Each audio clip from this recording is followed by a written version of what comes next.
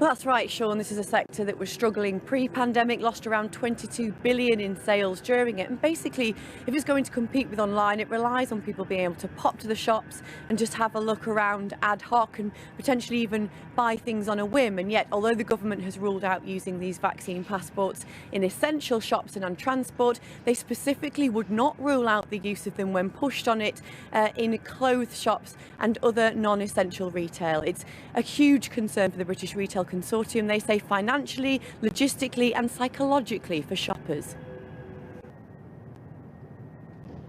Well, Labour have already said they will oppose vaccine passports if they reach too far, and around 40 Conservative MPs could potentially vote with them. Now, the government seems very keen on using them for international travel and also for some large-scale events like football matches. But what's proving less popular, and in fact more unpopular, I'd go as far as to say, is using them in places like pubs and smaller events in order to bring down social distancing. If you want to get an idea of how a lot of the public feel about these, just last night the Hot Water Comedy Club cancelled a trial event that was supposed to be held on the 16th of April after it came under the headline of a COVID vaccination test, which is something they say they never signed up for, and they received around 4,000 messages of abuse and even threats, they say. So Boris Johnson, if he wants to bring these vaccine passports into the wider community, could have a fair bit of opposition. Yeah, plenty of opposition there. Katy, thank you.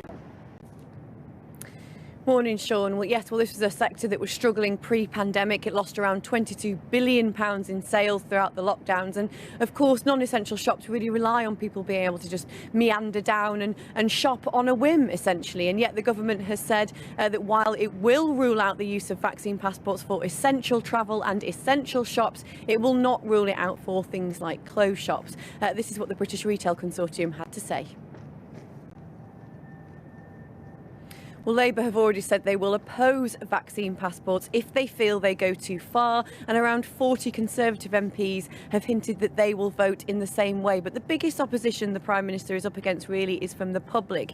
Just last night, a comedy club in Liverpool pulled out of a trial event on the 16th of April, which it said it believed was just to see whether events could be held without social distancing, but then it was billed as a COVID passport trial. It got so much hate and abuse from people online, around 4,000 messages. They felt they simply couldn't go ahead with it. So some stiff opposition if Boris Johnson, many feel, go too far with this vaccine passport. Yeah, quite a bit of uncertainty. Katy, thank you.